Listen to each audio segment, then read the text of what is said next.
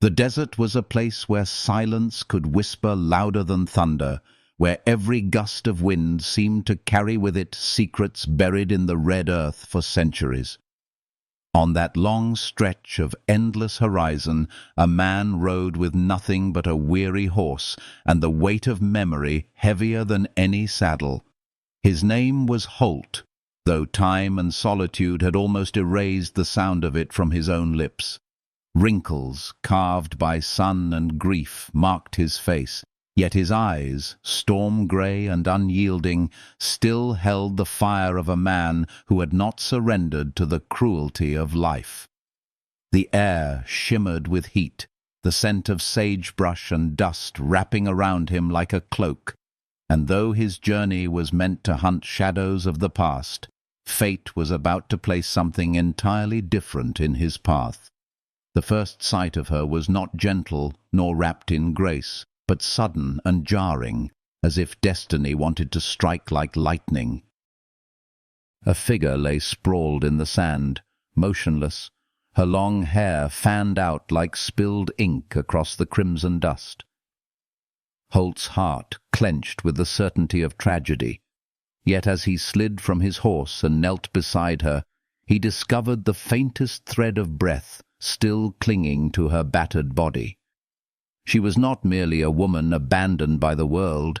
She was beauty, tempered in fire, her skin carrying both bruises and the quiet strength of survival. The desert had nearly claimed her, but she clung to life, fragile as a flame trembling in the wind. As Holt lifted her carefully into his arms, he felt the burden of years of loneliness shift.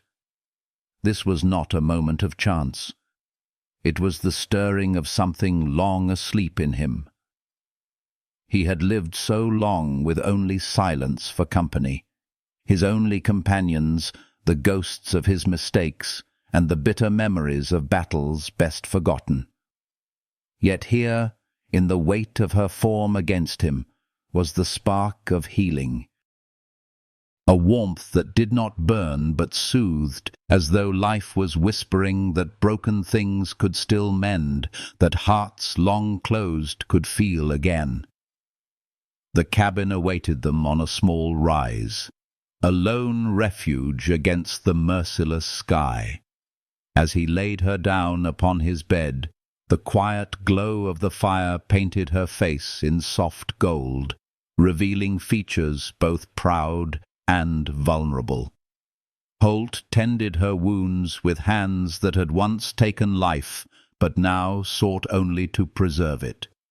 Each touch was careful, reverent, as though he feared she might vanish if he moved too quickly.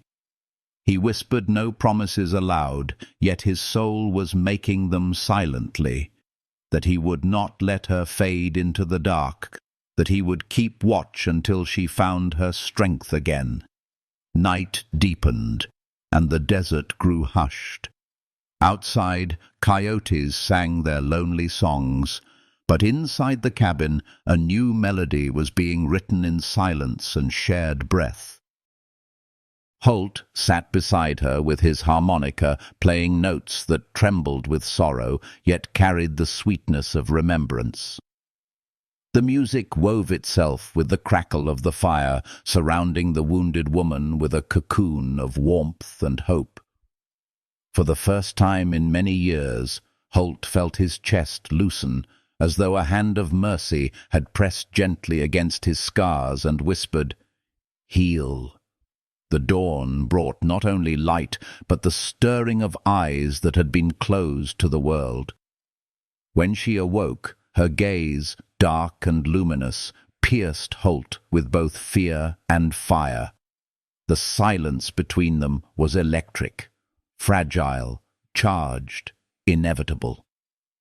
She did not yet trust him, but neither did she turn away. And in that moment, a bridge was built, invisible yet unbreakable, spanning the abyss of history and pain. This was how all great stories began, not with perfection, but with brokenness placed in another's care. A chance meeting on the edge of despair, a spark in the wilderness, a promise wrapped in silence. As the desert bloomed beyond the window with wildflowers born of rare rain, Holt understood with quiet certainty that his life had been waiting for this moment, for her, and that nothing would ever be the same again. If these words have touched something gentle in your heart, if you feel the stir of warmth in this tale of healing and unexpected love, I invite you to let your voice be part of it. Leave a like, share your thoughts in a comment, or subscribe for more stories woven with tenderness and hope. Every little act of support is like a flower in this desert of creation, helping these stories bloom brighter for you and for those who long to be reminded that love, even after pain, can rise again. And so, their journey had only just begun, with trust still fragile, hearts still guarded, yet destiny already weaving them closer, thread by thread, into a tapestry neither could escape. The next chapter would test them both, for secrets buried in the past were rising with the heat of the sun, and every choice would draw them deeper into each other's orbit. The morning light entered the cabin like a gentle intruder, spilling across the wooden floorboards and brushing against the figure still resting on Holt's bed. Ayesha, though he did not yet know her name, stirred faintly beneath the quilt he had pulled over her the night before. Her lashes fluttered, her breath uneven but steady, her presence a fragile thread tethering her to this world. Holt had sat awake most of the night, not from fear, but from something more complicated, a sense that fate had placed this woman in his path, not merely to be saved, but to awaken something inside him long buried under dust and silence. He had not prayed in years, yet as he wrung out the cool cloth and laid it against her brow, a silent plea rose within him, quiet as the whisper of wind through canyon walls. Let her heal. His cabin had always been a place of solitude, a refuge from the storms of memory. The bed where she lay had known only the weight of his own restless body, while the small desk in the corner bore the scars of his endless nights with pen and paper, wrestling against ghosts of the past. Now, with her presence, the space felt transformed. The air carried not only smoke from the fire, but something softer, like the faint fragrance of wild sage after rain, an unspoken promise of renewal. He moved carefully around the room, setting water to boil, grinding herbs into a poultice, the actions grounding him in the quiet rhythm of care. Healing was not foreign to him. He had stitched wounds and bound injuries on battlefields, but this was different. This was not duty. It was devotion, though he would never have dared to name it so. When her eyes finally opened, the first thing Holt saw was not fear, but defiance. Dark irises, sharp as obsidian, locked onto him with suspicion. Her hand twitched toward the knife he had left on the bedside table, her movement quick despite her weakness. Holt did not flinch. He remained seated, his weathered palms open, his voice low and steady, a sound carrying the warmth of coals rather than the bite of fire. Rest. You are safe here. Though his words were simple, they carried the weight of honesty, a tone that seemed to soften the edges of her mistrust. Still, she did not release her grip on the knife. Her body, though battered, carried the stance of a warrior, a woman who had learned to fight even when broken. Holt recognized it. He had seen it in soldiers, in widows, even in himself when grief had hollowed him out. Her lips parted, her voice rough, laced with both pride and exhaustion. Why help me? The question held not gratitude but challenge, as though she demanded to know the truth before she would allow herself to live under his roof. Holt leaned back slightly, his grey eyes never leaving hers. He could have spoken of honor, of the simple decency of saving a life, but those words felt empty compared to the truth rising within him. Because leaving you there would have been another sin on a list already too long. Because you deserve a chance to heal. The word heal lingered between them, delicate and necessary, and for the briefest moment her rigid shoulders eased. She lowered the knife, though she did not let it go entirely. That small gesture of compromise struck Holt more deeply than any smile could have. It was trust born not of ease, but of decision. A trust as fragile as glass, yet already precious. He nodded toward the food simmering on the stove. "There is stew, water, when you are ready. You may leave if you choose. The door is not barred." His honesty seemed to disarm her more effectively than force could have, and for a heartbeat, silence stretched between them, filled only by the crackle of fire and the distant lowing of cattle outside. As the days passed, the fragile truce between them grew roots. Her fever broke, her strength returned with surprising swiftness, and soon she was no longer confined to the bed, but moved carefully through the cabin. Holt gave her space, sleeping on the floor near the hearth while she occupied the bed, a quiet respect that did not go unnoticed. He watched her with the eyes of a man who had long ago stopped expecting companionship, and each small change, the color returning to her cheeks, the steadying of her steps, felt like a victory, not just for her survival, but for his own weary spirit. One afternoon, Holt returned from tending the cattle to find her at the stove. The scent of herbs, unfamiliar yet enticing, filled the cabin. She glanced up briefly, her gaze guarded but not hostile. "I found these near the creek," she explained, her voice softer now, less strained. "Good for healing." Holt set his hat on the peg by the door, nodding with quiet appreciation. He did not speak of the way his chest tightened at the sight of her moving through his home as if she belonged there, nor of how the air seemed lighter when she hummed softly under her breath. Instead, he accepted the bowl she offered, the warmth of the food echoing the warmth that had begun to stir inside him. That evening, as the sky turned crimson with the last light of day, Holt sat on the porch, his harmonica in hand. He played a tune shaped by years of regret, a melody that drifted through the desert air like smoke. Ayasha, though he still knew her only as the woman fate had set before him, emerged from the cabin, pausing to listen. Then, with a voice both low and rich, she began to sing in her own tongue, the ancient cadence of her people weaving itself into his music. The two sounds joined, harmonica and song, sorrow and hope, creating something neither could have found alone.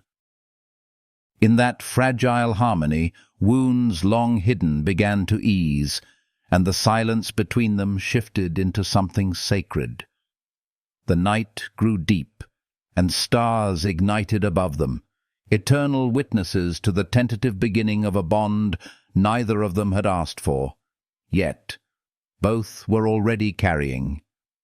For Holt, it was a reminder that life, even after decades of solitude, could still bloom like desert flowers after rare rain. For her, it was the first step toward believing that healing was not only for the body, but also for the spirit. And so, beneath the vast desert sky, the two strangers sat in a silence that was no longer heavy, but alive with possibility. Their journey had only just begun, but already the path forward felt less lonely, less harsh, as if fate itself had decided to stitch two wounded souls together and see what beauty might come of it. The next days would test them, secrets yet unspoken, dangers yet unseen, but for now the night wrapped them gently, a promise of warmth after years of cold. The days that followed settled into a rhythm that neither Holt nor the woman could have predicted, a fragile coexistence wrapped in silence and small gestures that carried far more weight than words. Her body healed quickly under his care. The angry welts across her back softened, and the fever that had burned through her finally released its hold. By the third morning she was able to rise from the bed on her own, though her movements still carried the careful grace of one who had learned not to reveal pain.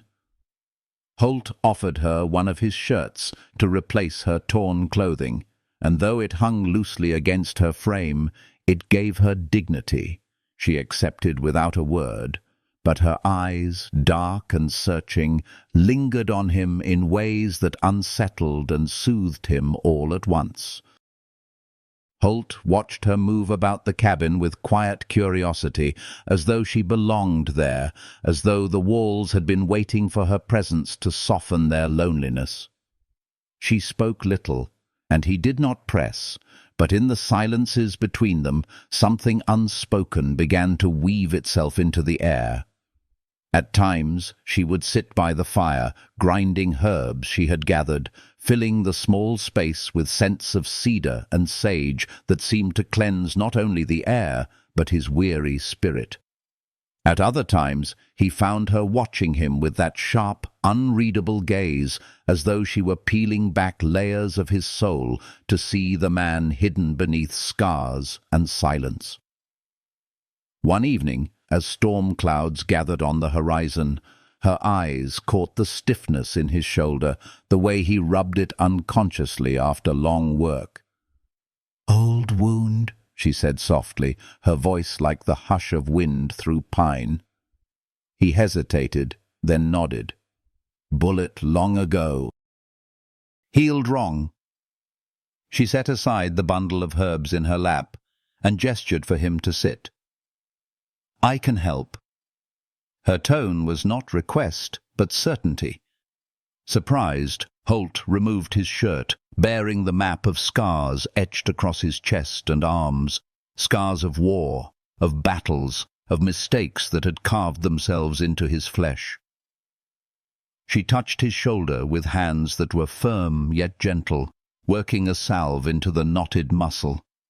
Pain gave way to release beneath her fingers, and for the first time in years he felt the dull ache lessen.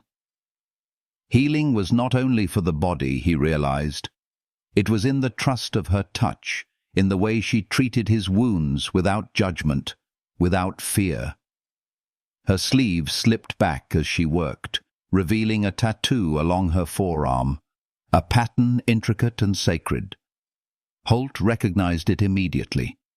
The mark of a medicine woman, a healer of her people.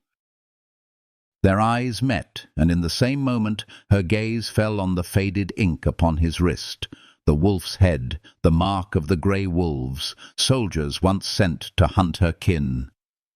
Her hand froze, the warmth of trust faltering under the shadow of truth. "Grey wolf," she whispered, the word trembling between them like a blade drawn in silence. Holt did not flinch. He had carried the weight of that mark for years, and no accusation she could hurl would cut deeper than his own memories. "Yes," he said simply, his voice low but steady. She studied him with new fire in her eyes, and for a long moment the room filled with unspoken histories, the grief of her people, the guilt of his past, woven together by blood and memory. He expected her to turn from him, to curse him, to leave, but instead she asked the question that pierced him more deeply than anger ever could. Why live alone in desert, far from all others? His answer came rough, pulled from the depths of a heart long closed. Because I tried to stop it, because I failed, and because I could not bear the faces of the dead haunting me every time I closed my eyes. Silence stretched between them, heavy with grief, yet something shifted within that silence. Instead of condemnation, there was recognition. Two souls, scarred by the same blade of history, bound by wounds too deep to erase. The storm broke outside, rain striking the tin roof with a music both wild and cleansing. Holt reached for his harmonica, playing notes that trembled with sorrow, yet carried within them a fragile thread of hope. She listened, then lifted her voice in song, the ancient melody of her people rising to meet his tune. Their sounds joined, weaving sorrow into something healing, a tapestry of music that filled the cabin with warmth. For a fleeting moment, it no longer mattered who they had been, soldier or healer, grey wolf or exile. They were two human souls, finding harmony in a world that had given them little kindness. When the song ended, she looked at him with eyes that no longer burned only with suspicion, but with something softer, more searching. "You play healing songs," she said, her voice quiet, almost tender. He met her gaze and found within himself the faintest spark of peace, fragile as a flame in the wind, yet real enough to stir him. That night, as the rain washed the desert clean, Holt lay awake on his bedroll near the fire, listening to the steady rhythm of her breathing. He thought of the years lost to vengeance, of the loneliness he had carried like a second skin, and of the unexpected presence of this woman who carried both her people's strength and their sorrow. For the first time in decades, he allowed himself to imagine that perhaps healing was possible, not only for her, but for himself as well. Morning came with a clarity the desert rarely gave. Wildflowers had sprung up overnight, sudden bursts of color across the land, fragile yet determined. Ayasha, now stronger, brewed coffee as the sun lifted over the horizon. She handed Holt a cup, her fingers brushing his with deliberate calm. And though no words were spoken, the gesture was enough. It was the beginning of something unspoken, yet undeniable, something fragile and tender that neither of them could name, but both had already begun to feel. The desert, once a place of ghosts and silence, had begun to change. And within its vastness, two souls, scarred by history, now stood at the edge of something new, something dangerous, yet something that might, if nurtured, blossom into love. The town of Redemption was little more than a scattering of sun-bleached buildings clinging to survival at the edge of the desert. But when Holt rode in, it felt to him like stepping into a world he no longer belonged to. The wooden facades leaned tiredly beneath the weight of years, the saloon's shutters rattled in the wind, and the single dusty street seemed to squint beneath the unforgiving sun. He tied Rusty to the post outside the general store, aware of the eyes that followed him from behind curtains and cracked windows. Men like him were remembered, even when they wished to be forgotten. And Holt Morgan had lived long enough to know that reputations, once sown, took root like stubborn weeds. Inside the store, the air was cooler, scented faintly of flour and coffee beans. Ruby Wilson, sharp-eyed and formidable even in her later years, greeted him with that mixture of affection and defiance only old friends could manage. Her words carried warmth beneath their edge, but her gaze was watchful, as though she could see the shadows clinging to him. Holt handed her a list, simple things, bandages, iodine, food staples, but she read it with knowing silence, her eyes narrowing at the items that spoke of wounds not yet visible. He answered her questions with little more than shrugs, his voice steady but guarded, unwilling to unravel the fragile web of secrets that bound him and Ayesha together back at the cabin.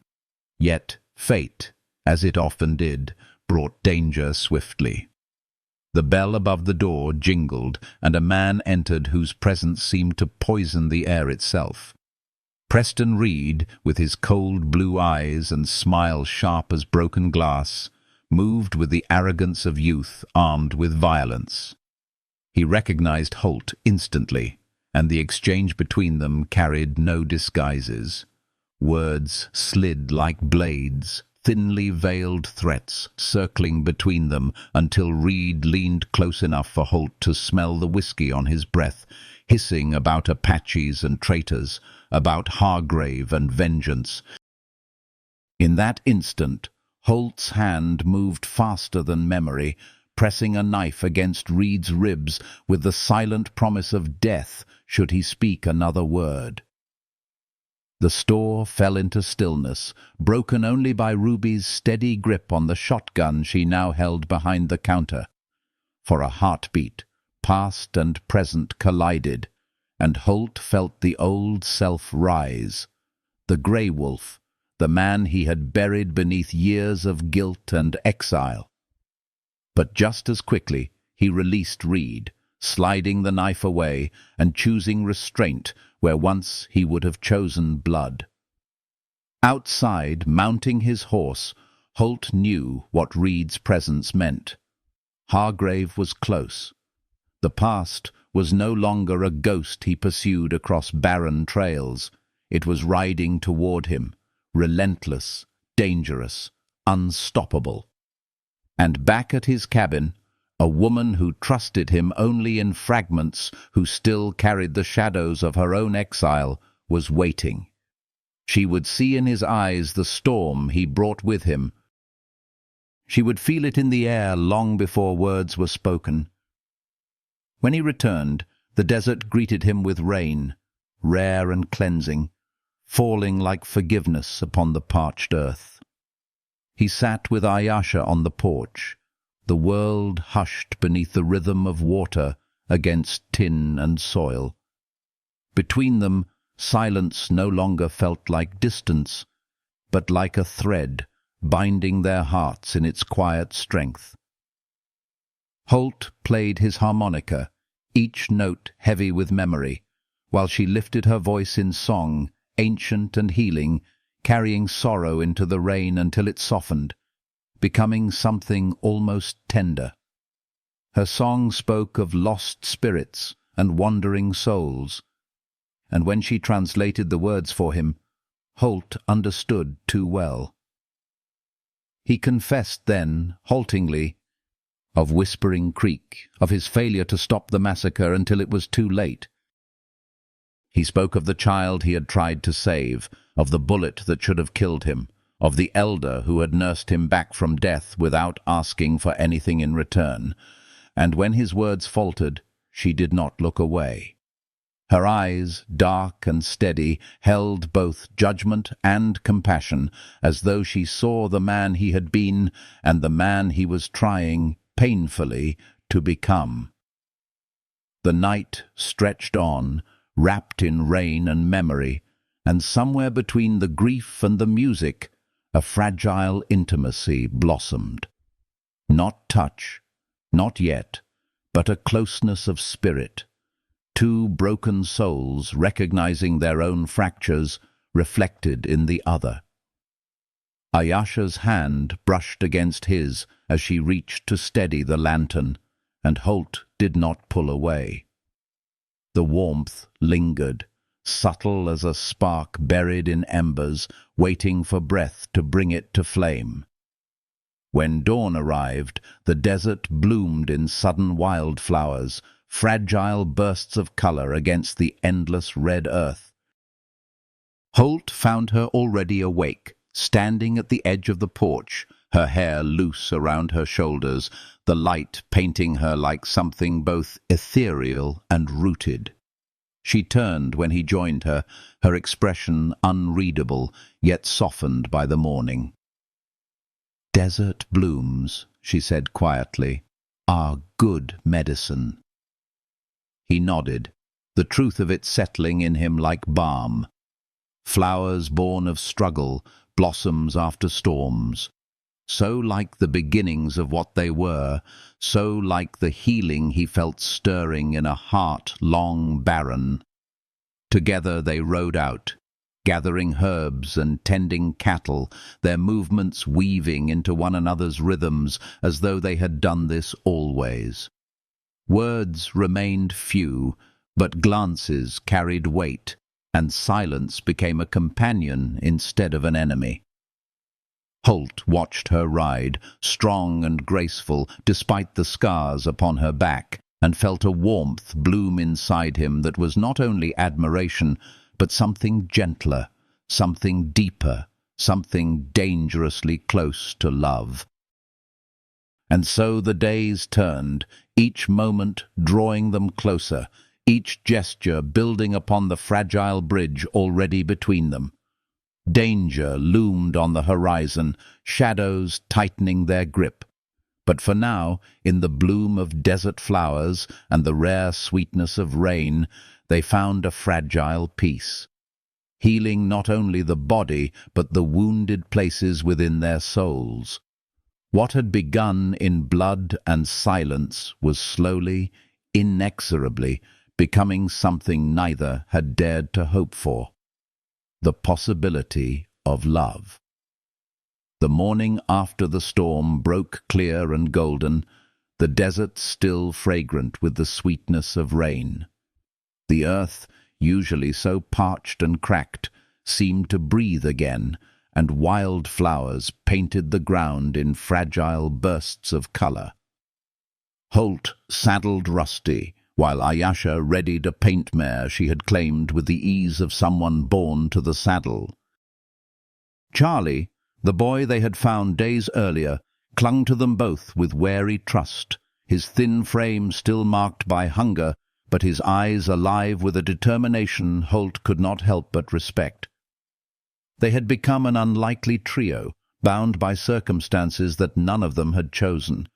And yet, as Holt watched Ayasha's dark hair lift in the breeze while she checked the straps of the saddle, he realized that a kind of belonging was quietly forming between them, something that felt like family despite the strangeness of its shape.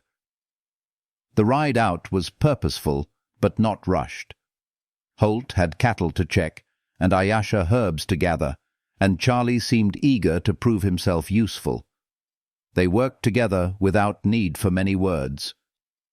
She guided the horses with instinctive grace, her eyes always moving across the horizon with the alertness of a scout, while Holt used his seasoned skill to read the land.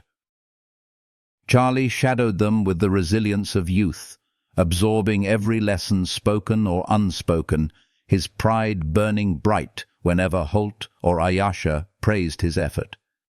Each gesture, each small kindness, stitched them closer together, weaving something gentle in the midst of the harsh world around them.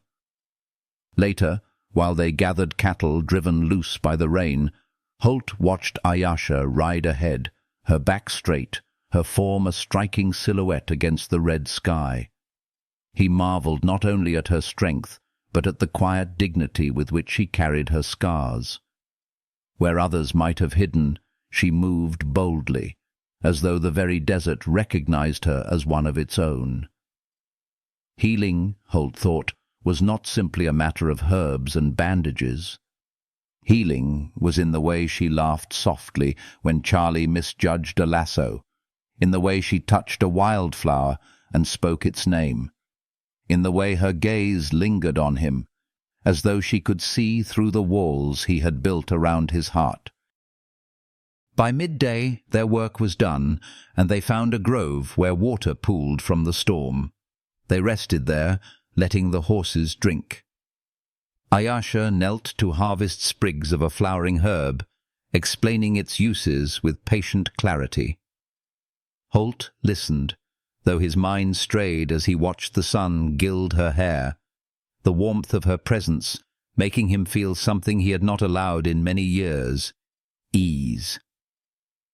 Charlie asked questions eagerly, and Holt was struck by how naturally she answered, her voice carrying both knowledge and comfort, the tone of one who had long healed others not only with medicine but with words. When the boy tired and stretched out beneath the shade, Holt and Ayasha sat near the pool, the silence between them no longer fragile but steady, like a rhythm they had both learned. "You saved him," Holt said quietly, his voice roughened by honesty. "And me too, though you don't know it." She looked at him, her eyes dark as the earth after rain. "I did not save you." "You chose to save yourself when you lifted me from the sand." Her hand brushed the water's surface, the ripples catching the light like threads of silver. "But perhaps we heal each other, wounds seen and unseen." Holt felt something inside him loosen, a knot tied too tightly for too long. He wanted to speak of Margaret and Hannah, of his wife and daughter buried years ago, of the emptiness that had devoured him since. But before words could form, Ayasha's gaze softened, as if she already knew, as if her spirit had reached into his and recognized the hollow places. She did not press. She simply let the silence rest between them like a balm, giving space for grief and hope to share the same breath. As the sun lowered, they turned toward home, Charlie riding ahead with youthful pride, leaving Holt and Ayasha side by side. The desert glowed around them, transformed by the rare gift of rain, and for the first time in 15 years, Holt felt something other than guilt pushing him forward. He felt purpose. Not vengeance, not solitude, but the fragile, blossoming promise of love. That night, the cabin was filled with the aroma of herbs and stew. Charlie slept near the fire, his young face softened by peace. Ayasha sorted her medicines, her movements graceful, her profile lit by the golden lamp. Holt cleaned his rifle at the table, but his attention strayed to her again and again. He thought of how easily she had taken her place in his life, how naturally she had begun to mend not just wounds, but the very air of the cabin itself. She glanced up once, catching his gaze, and for the briefest moment the world narrowed to just the two of them, the healer and the weary scout, bound together by chance, yet drawn by something deeper, something neither dared name. The desert beyond their walls still carried threats, shadows that would not remain distant for long, but within that small cabin there was warmth, a fragile peace, and the stirrings of a love born not of ease, but of struggle, a love that carried the quiet power of healing. And though neither spoke the words aloud, both knew that they were no longer walking separate paths.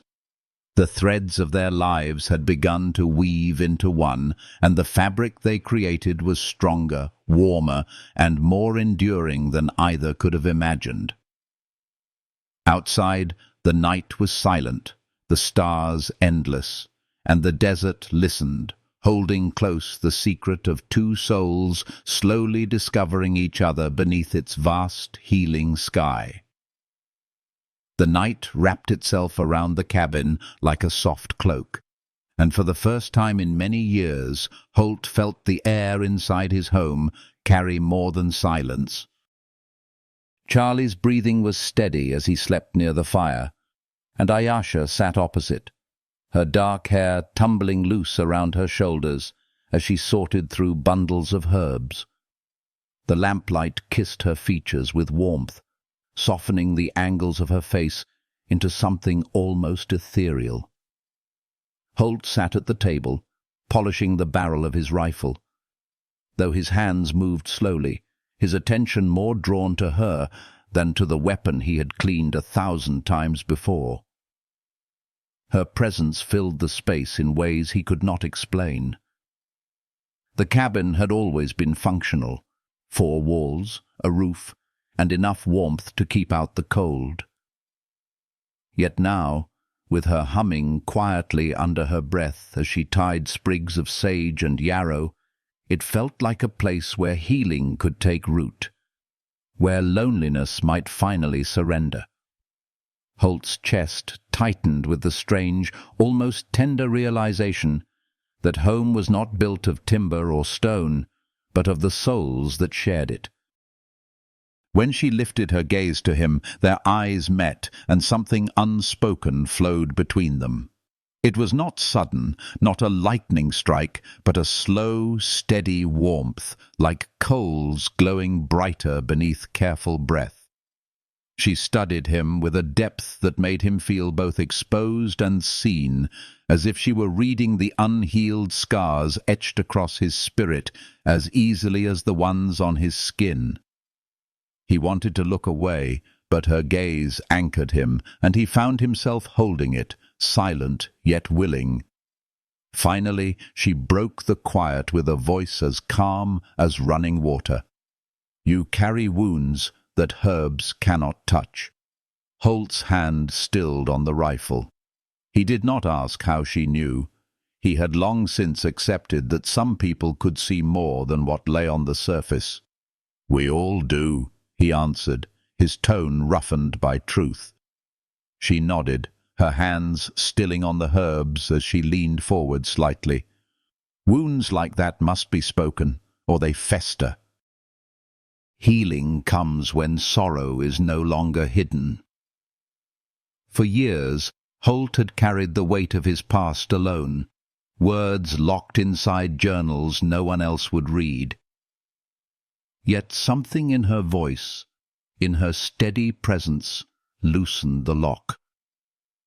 He spoke, not all at once, but slowly, like a man walking barefoot into cold water. He told her of Margaret and Hannah, of influenza stealing them away within days of each other. He spoke of Whispering Creek, of Hargrave's cruelty, of his own failure to stop it until the blood of innocence had already stained the earth. His voice trembled when he admitted he had obeyed at first, that guilt carved deeper than any blade because he had raised his weapon before realizing the horror he was part of. Through it all, Ayasha listened without interruption. Her face remained composed, but her eyes shimmered with a softness that held his brokenness without judgment. When he faltered, she reached across the table, her fingers brushing his weathered hand. The contact was light, almost hesitant, yet it carried more strength than any embrace he had known. "You are not the same man who fired those shots," she said, her words low but certain. "The man before me is one who chose to save a stranger, one who carries sorrow because he still has a heart." Holt swallowed hard, his throat tight. The touch of her hand lingered, and in that moment he felt something shift inside him, an easing of the chains he had carried for too long. Healing was not absolution, but perhaps it could be this: the meeting of grief with compassion, the sharing of pain until its weight became bearable. He bowed his head slightly, his fingers curling to hold hers more firmly, not with desperation, but with gratitude. The fire crackled softly, and the silence that followed was no longer heavy, but warm, filled with the comfort of presence. Ayasha's thumb brushed lightly across his knuckles, and the simple gesture sent a ripple of peace through him, easing a wound deeper than flesh. He lifted his gaze, and their eyes met again, this time not with the weight of sorrow, but with the fragile beginning of something new. It was trust, tentative yet real, and beneath it the first stirrings of affection untainted by guilt or fear. Later, As Charlie stirred in his sleep and the night deepened, Holt found himself unwilling to break the fragile thread binding them. He shifted closer, not to claim, but to share the warmth that pulsed quietly between them. Ayesha did not retreat. Instead, she let their shoulders touch, the contact subtle but profound.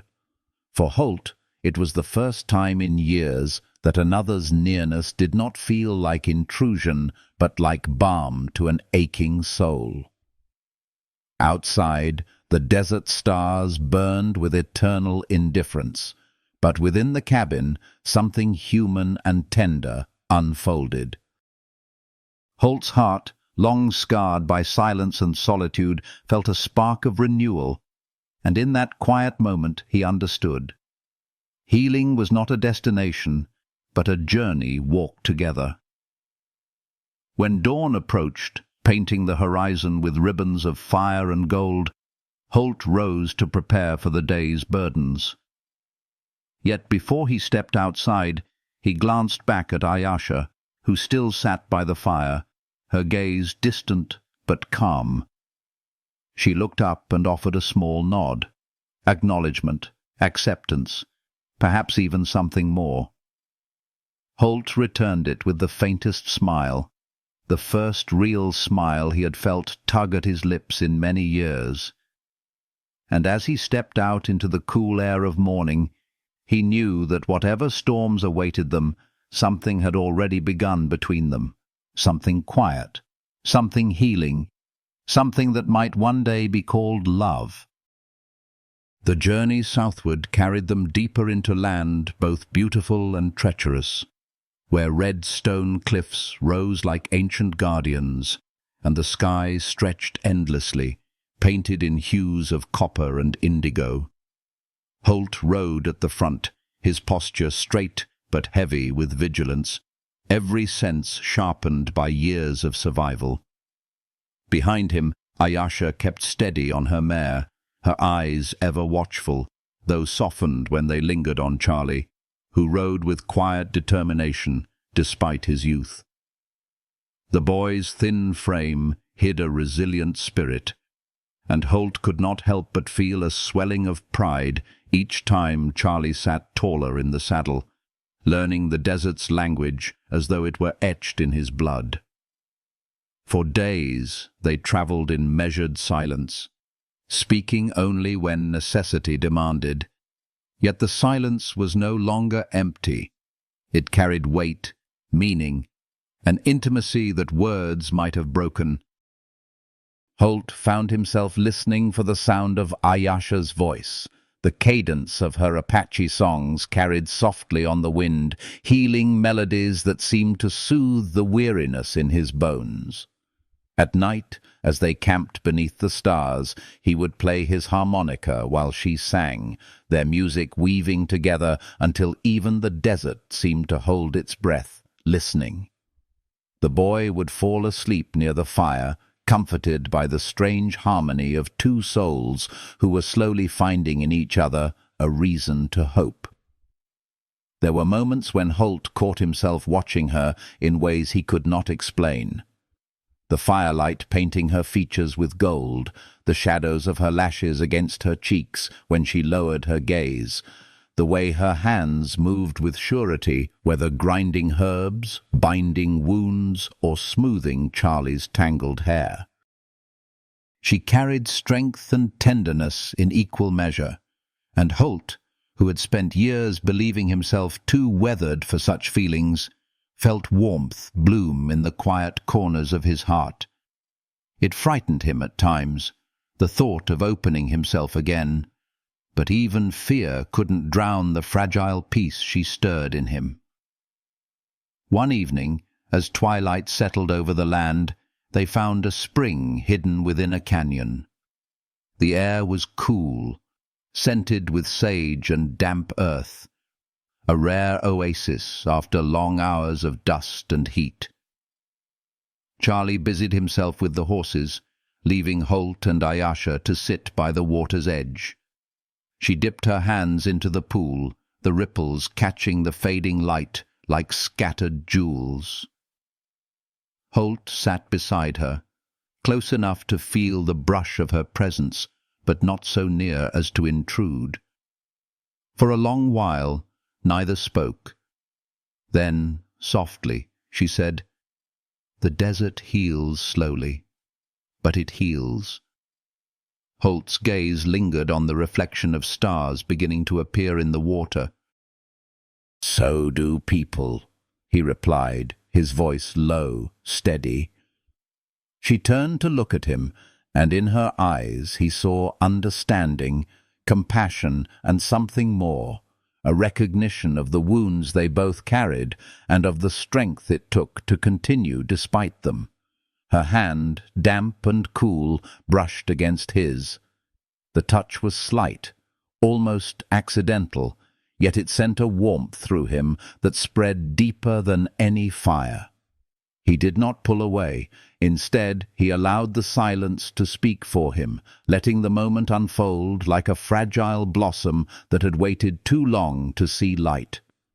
That night, under the sweep of a sky alive with stars, Holt lay awake, listening to the steady breathing of those beside him. He thought of his wife and daughter, of the years of solitude that had nearly broken him, of the vengeance that had been his only purpose. And then he thought of Ayesha, of her resilience, of the way she saw not only what he had been, but what he was still capable of becoming. He realized, with a mixture of wonder and fear, that the ache in his chest was no longer only grief. It was the stirring of something healing, something alive. As dawn approached, he rose and walked to the ridge overlooking the canyon. The first light touched the desert with gold, and Ayesha joined him, her presence quiet yet steady. They stood side by side, watching as the sun lifted, painting the land with brilliance. Holt turned slightly, his weathered face softened by the glow. "It's been a long time since I've seen beauty like this," he murmured. She glanced at him, her lips curving with the faintest smile. "The land reflects what is inside us. When we begin to heal, we see its beauty again." Her words lingered in him long after the sun had climbed high. As they saddled the horses and prepared to move on, Holt felt a quiet certainty forming within. The path ahead was uncertain, shadowed by dangers they could not yet see, but he no longer walked it alone. The threads of their lives were weaving tighter, binding them with a strength neither vengeance nor sorrow could unravel. And as they rode out together, the desert seemed less harsh, the air lighter, the horizon no longer an endless emptiness, but a promise of something new, something tender, waiting just beyond the edge of their fear. The desert was a land of endings and beginnings, a place where silence could bury sorrow, but also where, with the rarest rain, flowers could bloom from stone. By the time Holt, Ayesha, and Charlie returned to the cabin, the long trail of blood, betrayal, and vengeance had finally closed. Hargrave was no longer a shadow looming over Holt's sleepless nights, and the weight of Whispering Creek, though never erased, had shifted. Pain had not vanished. It never truly did. But it had been given shape, shared, transformed into something that could be carried without breaking the soul. The cabin itself had changed in ways Holt never expected.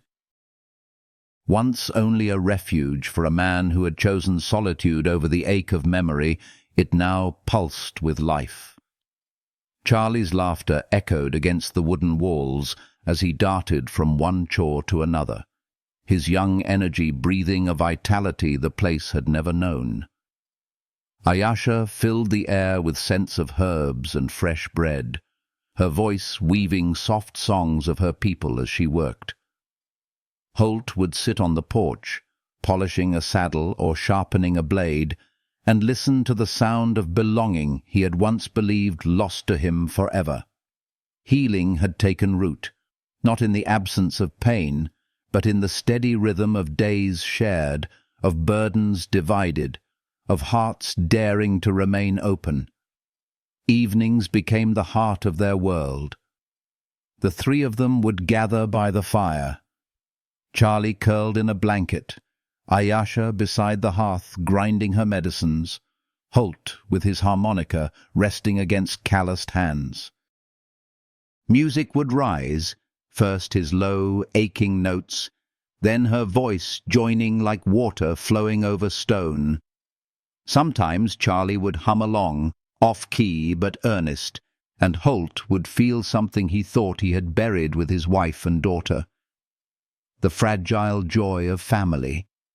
Not blood, not tradition, but something chosen, something forged through hardship and trust.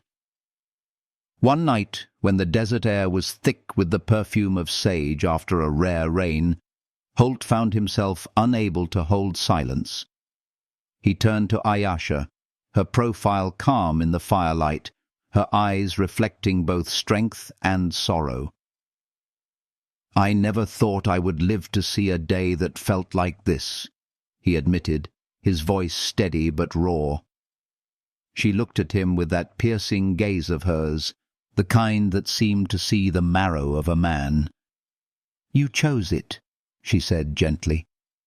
"Healing does not come by chance. You opened your hand when you could have closed it." Her words wrapped around him with warmth, like a salve pressed against an old wound. He realized then that love was not always born in passion or thunder. It was born in quiet choices, in staying when it was easier to leave, in trusting again after everything had been broken.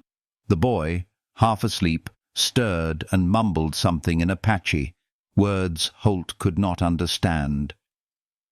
Ayasha translated softly, her lips curving into the smallest of smiles. "He says, this is home." Holt's throat tightened at the word, home. A place he thought he had lost forever was suddenly here, within these four walls, in the laughter of a boy and the quiet strength of a woman who had every reason to hate him, yet chose instead to walk beside him. As the seasons turned, the ranch grew into more than Holt's solitary labor. With Ayasha's skill, the place became a haven for those seeking medicine, settlers and Apache alike. Charlie grew strong, his shoulders broadening, his spirit fierce but gentle, learning to carry both parts of his heritage with pride. Holt found himself teaching again, passing on what he knew of tracking, of cattle, of surviving the harsh land, and in every lesson, in every shared task, he discovered that life could still offer him purpose beyond vengeance. At times, grief would rise like a ghost, the memory of Margaret's laughter, of Hannah's small hand in his, of the fire at Whispering Creek, but it no longer crushed him.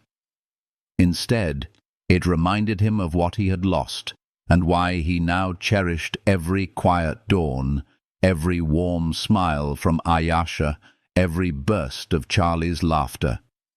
Grief became not a chain but a thread, weaving the past into the fabric of the present, making it stronger, more precious. On a morning painted with gold and crimson, Holt stood on the porch with Ayasha at his side, their hands brushing, not by accident, but by choice. The boy rode circles in the yard on a pinto pony, his laughter carrying high and free. Holt felt the air in his lungs deepen, his chest rise with something more than breath, with peace. He turned to Ayasha, and though words were scarce between them, the look they shared said everything. We survived, and we are alive, and we are together. Love, Holt realized, was not always a fire that consumed. It was often a steady flame that warmed, that healed, that guided. It was this, the quiet certainty of two wounded souls finding each other in a vast and merciless land, and daring to build something tender amid the ruins of sorrow. And if you have journeyed with them through these words, if the story of healing and love born in the harshest of deserts has stirred even a small ember of warmth in your heart, I invite you to carry it forward. Leave a like, share your thoughts in a comment, or subscribe so that more stories of hope and tenderness can find their way into the world. Every small act of support is like rain upon dry earth, helping new blossoms grow, helping voices continue to tell tales that remind us all, even after the darkest storms, love can still rise and healing can still bloom.